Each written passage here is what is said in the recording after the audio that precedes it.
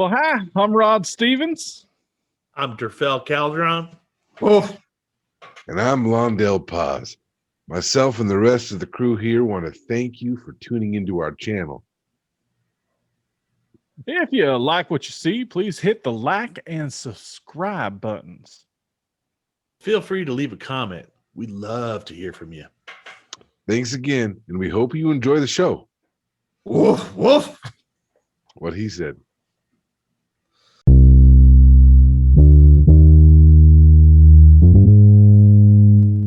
Once inside the Perseverance, our travelers begin much-needed repairs to get the ship airborne. After 7 days of work, both the M drive and J drive are online, flight controls look good, life support is functional, and even some heavy cleaning is done.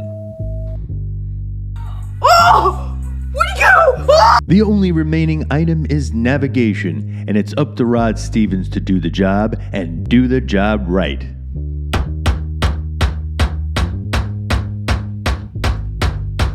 I'm as dumb as I am uneducated.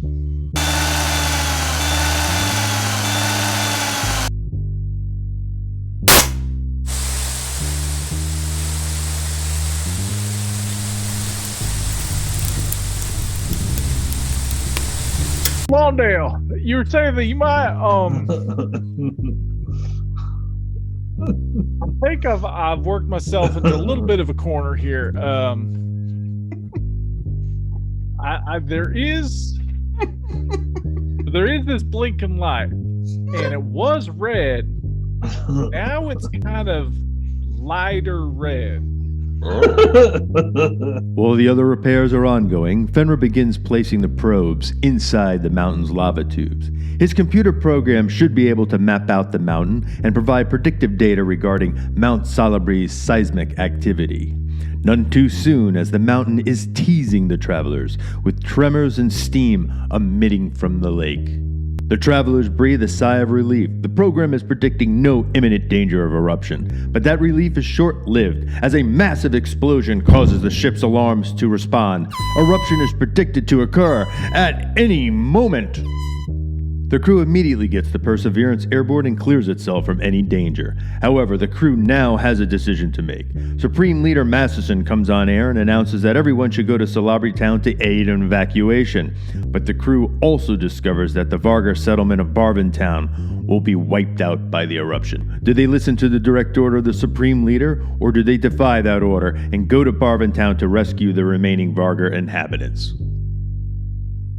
If you believe the crew should go and assist the evacuation at Salabri Town, press 1. If you believe the crew should go and rescue the remaining Vargar at Barvin Town, press 2. You have selected rescue the remaining Vargar at Barvin Town. Bitches and pups first. And Bitches and pups Oh, first. Jesus. and then The travelers head towards Barvin and make an unusual discovery. The Vargar there are different like the Vargar they've seen in other locations in Walston. It appears that they may be of a completely different order, and a religious one at that. One Vargar in particular, a young cub by the name of Azu, helps to coordinate the rescue, getting all Vargar on board with the exception of 5 elders. 5 elders who appear willing to be left behind. A sacrifice to the mountain, perhaps? The Perseverance begins its ascent only to be caught in a cloud of superheated, concentrated steam as the southwest side of Mount Salabri explodes in an eruption.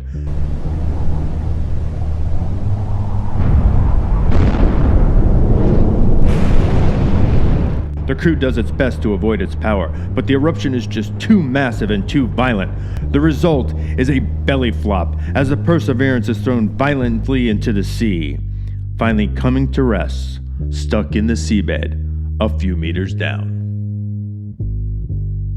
Our travelers, the Vargar leader Azu, and another 21 of Barvin's inhabitants survive, but many do not. The incident is known as the Great Mount Salabri Tragedy and becomes the catalyst of great change on Walston. But what for our travelers? What lies ahead? The future is more uncertain than it has ever been. Down to it. All right, so a couple things in regards to our session last time. So you saw the video, everything's fine. You guys did what you could do.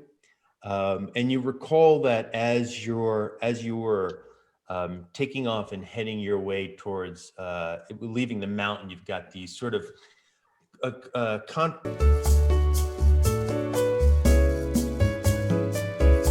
and you were brought back to Capital City, where both Rod Stevens and Drafel right now are in the Capital City Hospital awaiting care.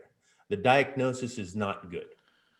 In order for you to heal, you're going to need surgery. Unfortunately, with the volcano and the situation, the disaster that has occurred, the hospitals are basically a crowded mess.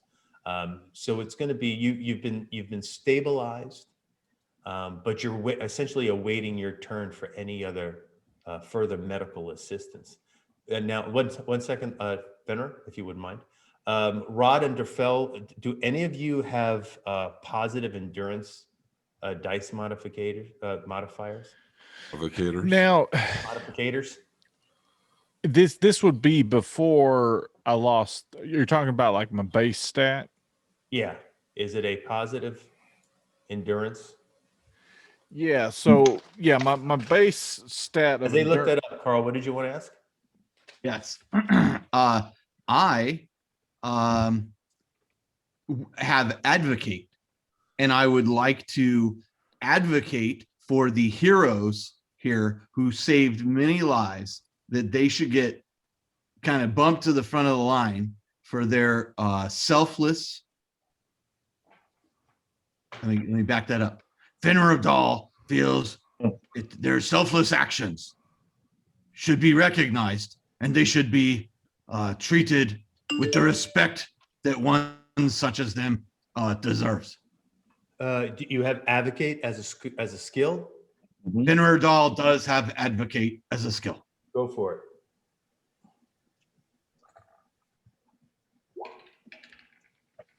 Okay, Boomer. Who are you calling Boomer, Londell Plus? Yeah, skipping the line. Just skipping the line. So I roll. What's your total skill? Because I rolled an 11 for an opposed check. Well, the opposed check wins. Well, the opposed check only wins because you get a sincere answer from the people that you're talking to. It's not like you are dismissed. It's just that your friends are stable, and They are stable. Yeah, they are stable. You made it sound like they were on death's door. No, Fenrir Dahl was very concerned. They're very hurt, but they are stable. But they're not going to improve until they get a more serious care. But we're not just going to be able to handle it right now. But Yeah. do you have a positive endurance modifier?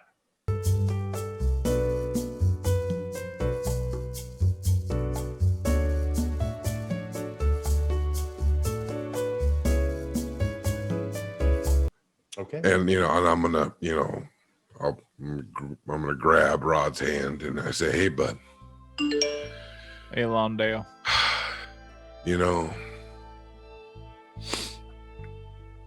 Remember when we were younger men and running around killing those giant mosquitoes together? That was, if we can get through that, you can pull through this surgery, man." I want to go back there. Yeah. I want to go back there with you. I just want to get sail back out to that island. You know what? And when things, when you wake up, I'm gonna have a fresh pile of poop waiting for you, so you could put it in the airlock, and we can have some fun with poop in the airlock. That'll be really funny. I really wish we were on a more competent planet. Lawndale, during these 2 days, the accident memories of the accident are starting to kind of come back to you, and so you can remember yourself trying to get a hold of the ship.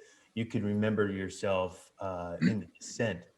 You can't remember anything of the impact itself, but you have vague memories of looking around the ship as it completely pitch black with just the red lights, the red emergency lighting, stepping over the bodies of dead Varga, those people that you tried to help. You also have memories of kind of making a way, the exit towards the cargo hold, where the vast majority of those Varga were. And as the Perseverance floated on the water, opening the cargo hatch and people beginning to jump out. You also have a vague memory that you think you may have closed the hatch behind you, getting into the raft and then floating and then just being exposed to the elements. You kind of wane in and wane out. But much, you kind of have vague memories of your rescue.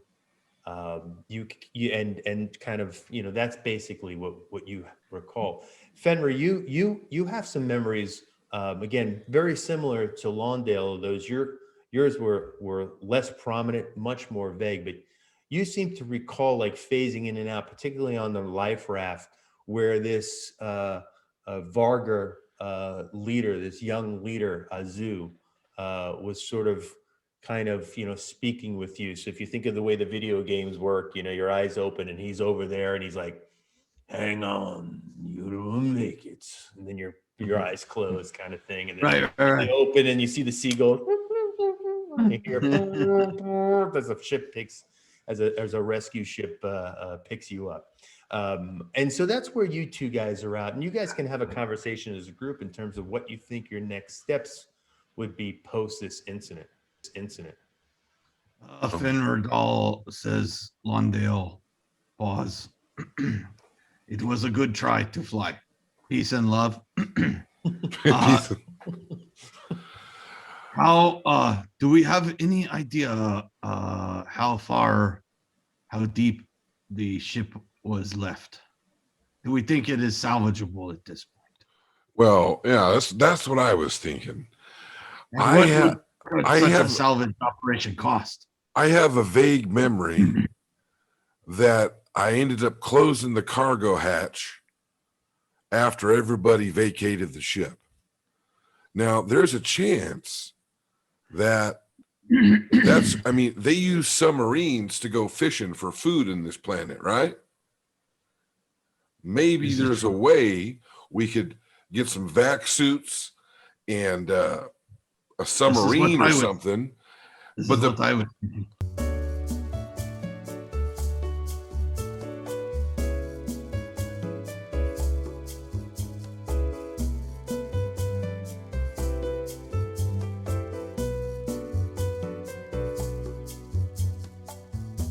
As you kind of wander, you start to see sort of posters, sort of homemade posters and makeshift posters that are hung along the hallways and the tubeways of Capital City. Keep in mind that, again, everything is underground for the most part. But you start to see advertisement that Azu is going to be speaking at a place called the Pint and the Paw later on in the evening. And it looks like it's some sort of kind of recruitment poster of some type. It's in Varga. It's written in Varga. It's not written in English or whatever the language may be. But so that is something that Fenrir would probably notice. But yeah, there's going to be a bit of a get together at this establishment later in the evening. Lawndale, pause. We can meet Achu here. It looks like he is speaking. Gesundheit. Make your way over to the bar, and it's you get there at the time that the speech is supposed to start, and it's kind of standing room only, and it's packed. And Lawndale, you're probably one of only 5 humans in this place out of a good 100, if not more. It's really hard to determine how many Varga are actually jam packed in this bar. And so I stay close to Lawndale. Thank you. Okay, fair enough. So you guys get some looks a lot of head turns, and you can hear the whispers in the crowd. Those are the guys, that kind of thing. Those are the guys that did. And you get a couple of head nods, and maybe even the occasional pat on the back. And where do you think you guys want to stay? You're going to be at the front? You're going to be at the back? You're going to be chilling out in the middle? It's mostly humans in here. No, other way. Varga. Yeah. In here. Let's, you know what? I say, hey, Finmer, why don't we just kind of sit to the back? I mean, this isn't our community. No need to get up front. We just, kind of stay in the back and just kind of watch and observe. Finordal agrees. Well, we come with a request, so we will be humble at this point. Yes, we will stay near the back and observe what is going on with a pint, of course. Sure.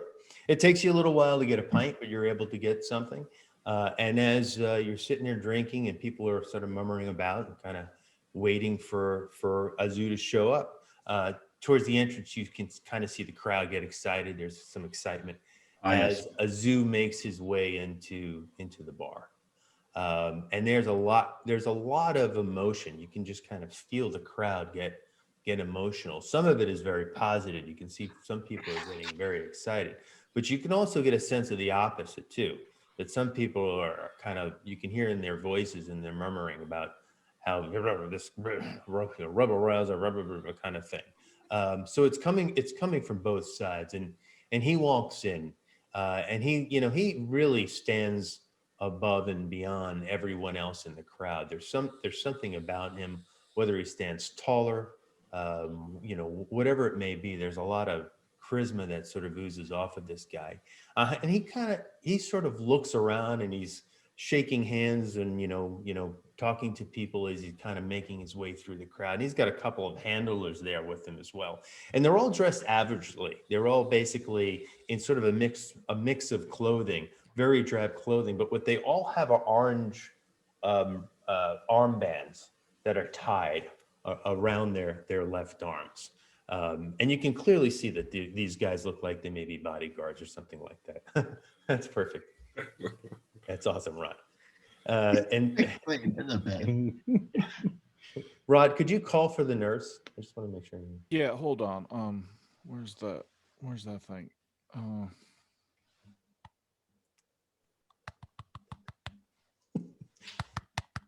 That is not nurse call. It's not working. All right. I think I've oh, that was the morphine. Oh no.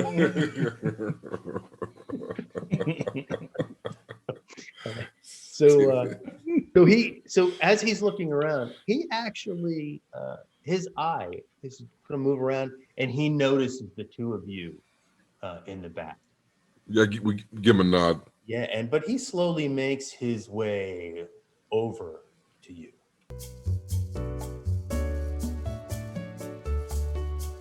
And he speaks in English. And he addresses you, Lawndale. He says, "It is good to see you again." Same. It's a shame that so many were lost, but it's good to see. Yeah, a shame. and he turns to Fenrir and he speaks to Fenrir in Varga. He says, "How are you, brother?" I am good. Yes. I am good. In Varga, I say, I am most saddened by the loss of life, and I am. It is never a good thing when we see the people, such as ourselves, lost this way. So we have come to see what you have to say. Yes, well, when I first walked here and saw your face, my immediate thinking was, you should not be here. And why is that? This is not your concern, but I am now glad to see you. And it is important to always remember, sometimes Bad things must happen in order for things to change. That's an interesting statement that he makes there. And Fenrir Dahl pauses for a moment and reflects on that and says,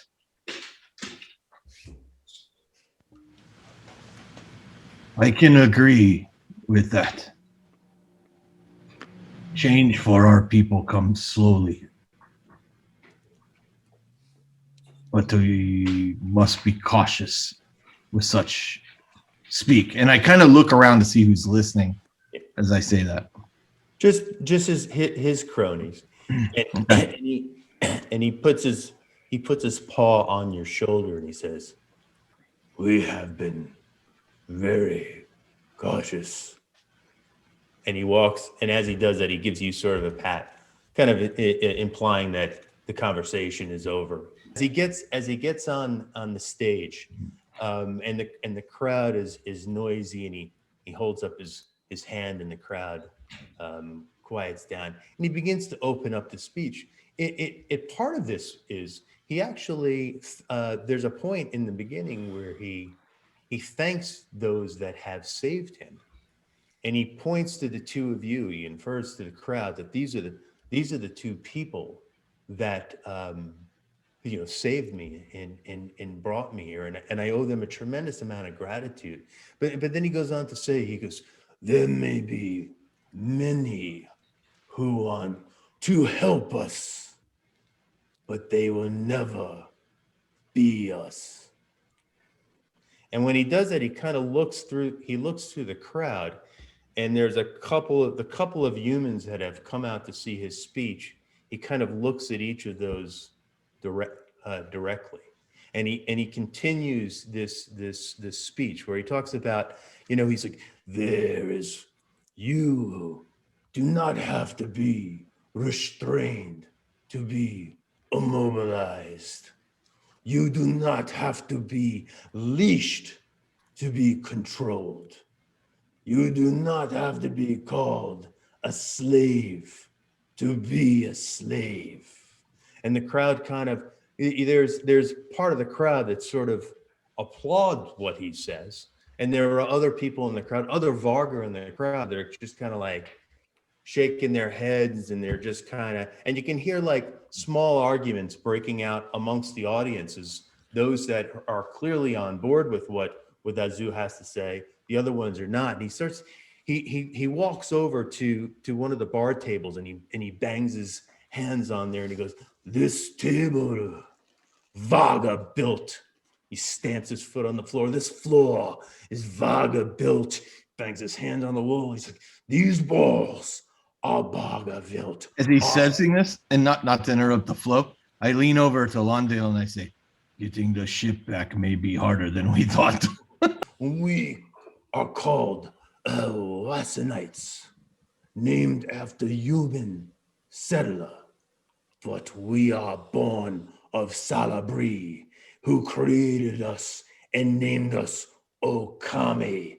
We are Okami. And a good portion of the crowd just sort of goes nuts when he says this. And other folks, not as much now, because those that might have been booing or not interested in what he was having to say, starting to realize that they're kind of in the minority. And then he gives the famous speech that you heard in the wrap up of the last video. It's that, this was their true colors. They left us behind. They left us behind. No more left behind. And the crowd just goes freaking nuts.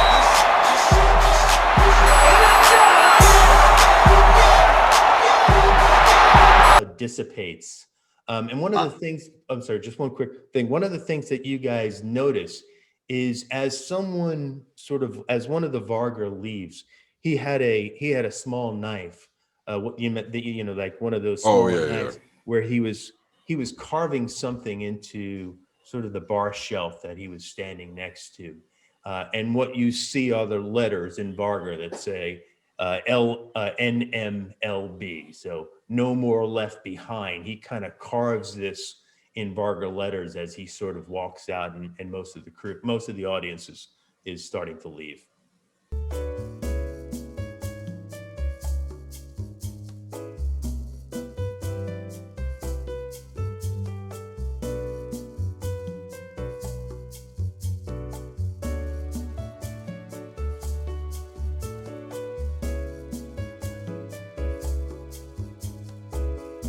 Ding dong.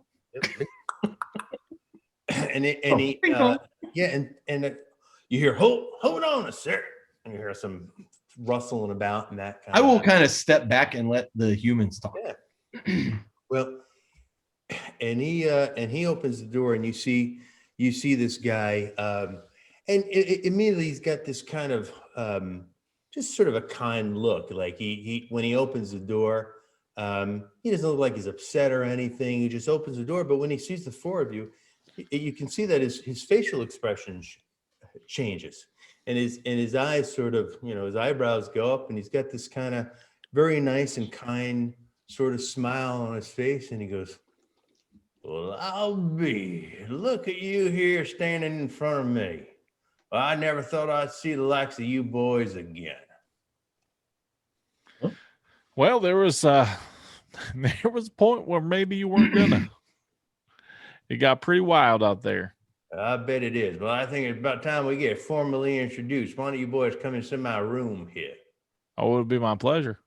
And he invites you in. It's very modest. It's basically a main room and with maybe another little bedroom and stuff. And he starts clearing away the table, and he says, "I'm sorry about the mess, but I think it's time maybe I formally introduce myself. My name is Captain Derek Evans, and it was my pleasure to pick you boys up the other day."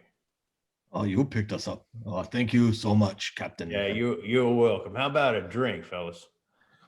That sounds wonderful. I'm afraid that I do not remember your timely rescue. Well, I was quite were, unconscious. Or you were quite beat up, but I tell you, it feels real good to see you right now. He says, "Come on now, take a seat." And Fender, what you notice is he pulls a chair out for you. He kind of grabs you by the arm a little bit, and he sits you down. He pats you on the back.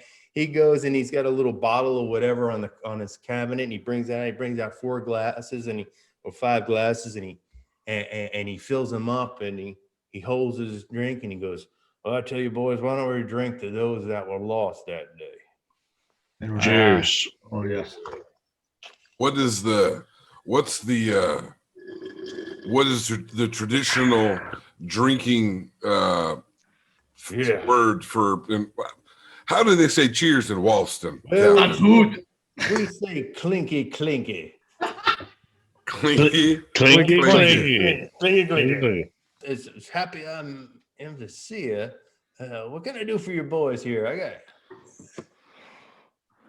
Well, you go, Rod. Well, Captain, we have a little problem getting back on our ship.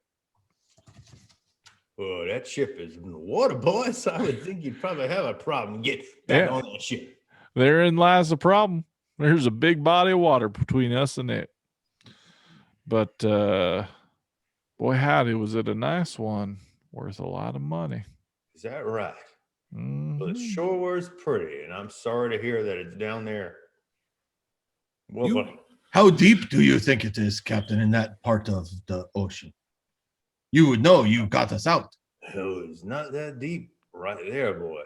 But That's right on that cusp, man, you just about missed that. You just got right on that shelf. If you were just a few meters, Of course we did. that shit would be all the way down. Of course we did. How's your ship doing, Captain? But the Ocean Bounty is one of the best vessels out here. So it's in fine shape. So now you guys are gearing up to do another run of fishing, right? Of course they did.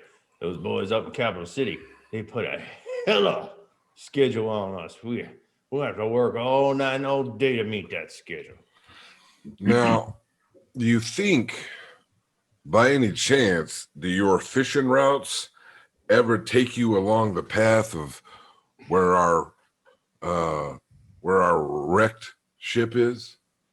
Well, boy, I'm sorry to say they do not. Where we go is quite far out. See, where we go to the farms, you see, and the farms are way out there in the deep water. Maybe you pass on by our ship's position to get to the deep farms. Oh, boy, I tell you, boys, I'd love to help you, but our schedule is so tight. I tell you, the only thing I can think about doing is maybe we talk to Mr. Palvador. He says it's all right by him. You know, we all got to serve somebody. You know what I'm saying? So if we get the okay from Mr. Pavador up on yonder, then I mean, you'd be more than happy to oblige. Well, hell, boys, I'd do anything you want me to, as long as it's okay by him. I'll tell you now. He looks at his watch. He's like, we're going to talk to that man right now if you want to. Oh, I like the cut of your jib. Now, yes, absolutely. But do you think that we've heard tales of ships like ours operated by pirates who would intentionally go into the water and wait for their prey?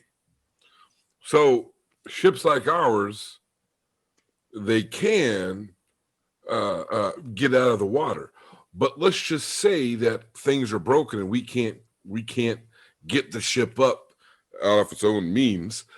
How would you go about, if you were the one in charge of getting that ship up? What do you think that would take? Well, boy, let me tell you this. And what he starts to talk about is that they have accidents, shipping, fishing accidents, and they have other submarines that are designed to basically go down there, put ballast around the whatever ship, and raise those ships to the surface. It's quite extensive. It's by no means something that it's very uncommon that one of their ships would actually go down in that fashion. But there's certainly salvage, vessels that specialize in salvage. And yeah, but what the other thing that he lets you know is like, well, I'll tell you that. Yeah, I'll tell you this interesting about that ship though of yours. It's sucker standing straight up, that's nose up. Every now and then, I think I could even see the nose poking out of the water. Oh, Well, this could be very good for us, right? that's really good for us. It could And be, yeah. in his conversation, he also talks about he has absolutely zero knowledge of starships or anything. So you talk about diving under and popping out. He's like, is that right? Well, God, damn. And is that right? Wow, he's just purely focused on what he knows, and everything else is basically just story to him. Well, I say let's go see the boss man, huh? Yep.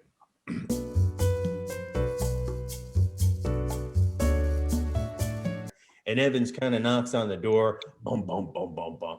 And he walks in, and there's Palvador sitting behind his desk. And there's some pleasantries exchanged, and Palvador goes, you remember the boys here? And Palvador's like, well, golly, I'm so glad to see you guys again. What you back in Salisbury Town for? The thing Fenrir Dahl really appreciates is how friendly everybody here is. Yeah, y'all got some, great hospitality Great hearts. here. And so when you say that, Lawndale, it's you who he responds to, and he goes, "Well, I'm glad to hear that. I'm very happy." And Captain Evans pops up and he goes, "Mr. Palmer, the boys here came to me with some kind of an unusual request. As I was telling you there, when we rescued these guys and the rest of the guys from Barvin, their ship had sunk. The boys here wonder if I can kind of go out there, take the submarine out there for a day, check on that ship, make sure it's okay, and they'll come back here. But I know it's going to take a day away from the schedule." And Palvador puts his head down. He goes, He goes, well, I don't know. He goes, but I tell you, well, last time I spoke to Greener, he said that I should do whatever these boys need to make sure that they're successful. So I don't see why I should say no if you think it's only going to take a day. Yeah. He's like, well, if We really appreciate this. we get this ship, I mean, we don't even have to have a full crew. We can just get a couple of boys together to take a run down there. We can do it first thing in the morning. We'll only lose a day in schedule. Talbot's like, well, I suppose maybe I should call Greener just to check and find out. Well, Well, you know no, what? we just came from Capital City, and Greener said, told us get the job done. The volcano be damned. Our business needs to be fulfilled, and he told us to come right here to you. Yeah, that's I'm going to give you. I'm just looking at the various skills that we might have. I think it's probably going to be diplomat or some other nefarious, Like a deception or streetwise or deception. I'll give you, deception's fine. And I'll give you. Do you have deception? I do. Yeah, and I'll give you a boon with that since the captain is on board with the idea. I'll gladly take it. Let's see if Rod's learned how to roll. Come on, Rod. No. Yeah. That'll be an 11, sir.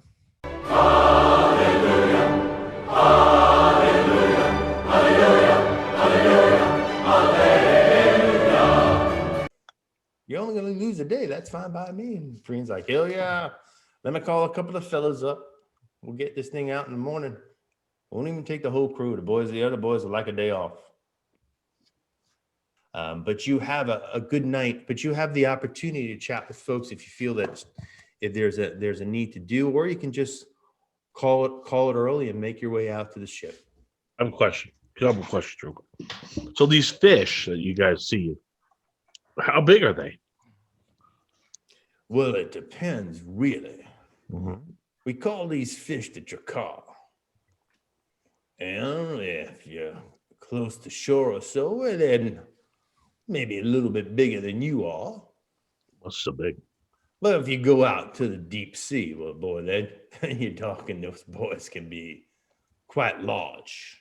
Maybe 20, 25 meters. And one guy pulls up, he's like, I think I saw a 30-meter once. He's like, I think you're right. I remember that one ship got hit by one. Damn near took a fin off.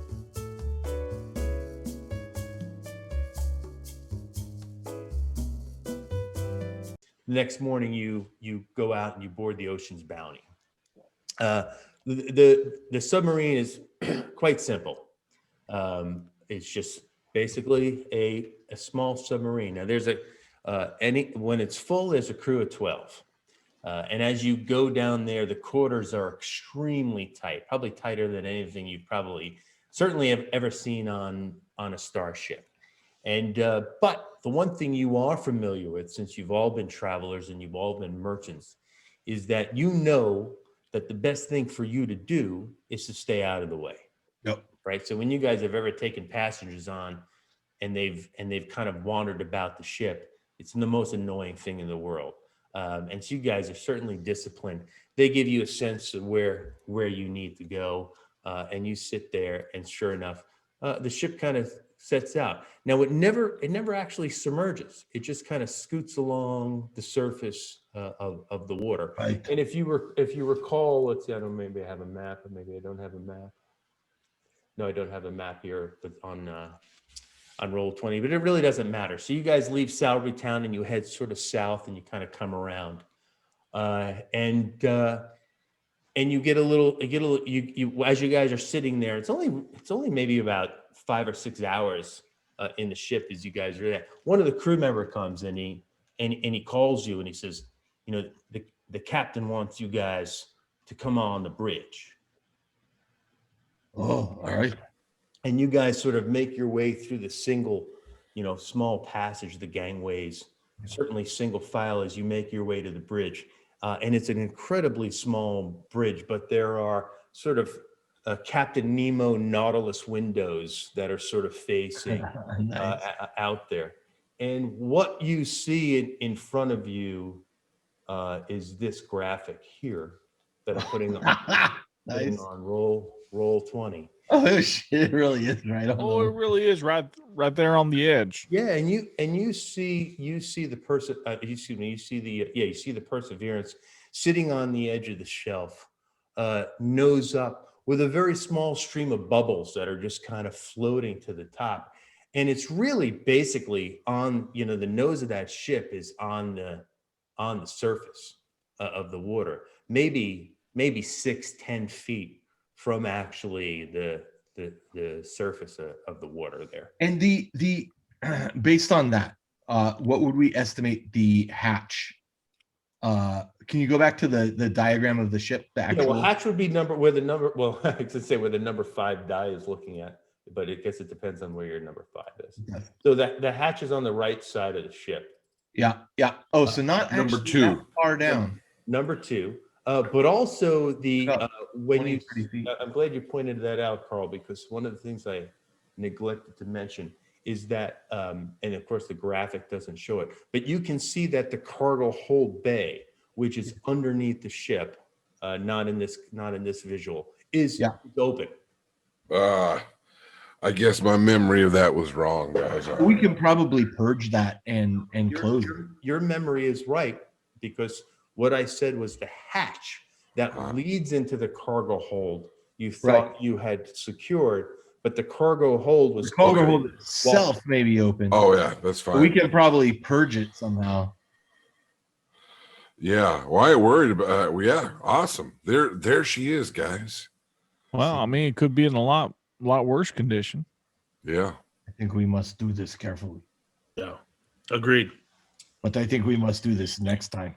Yes. Well, and Captain Nevins will take a couple of circles around for you guys to do. Looking at it, what is any exterior damage we see? Yeah. No, you don't see any exterior damage to the ship. I guess I landed it as best I could on that water. But So what good Captain night. Evans does tell you is that, the shelf that it's sitting on, you're very fortunate that it landed where it is, because of it, a few meters difference, and it probably would not withstand the pressure of that. And so these ships would basically have the pressure of like a World War II submarine. Right. So some pretty good, but not great. And as the captain kind of makes his circle around there, he does keep his distance, because he is concerned that any wake or whatever Might knock it. Yeah. might further move it, because it is not necessarily still. You can see there's a little bit of a swaying as the currents kind of go back. Sure. And yeah, I think this is a perfect point for us to end the evening. You have found the location of the Perseverance, and I think we had some good role playing tonight.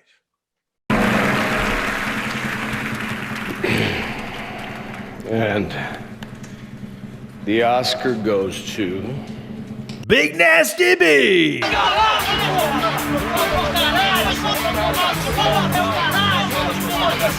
Well, all this hell can see too well. Short time on earth, expanding good. Forever bitter and jaded and constipated. Just playing some games while we wait to die. Well,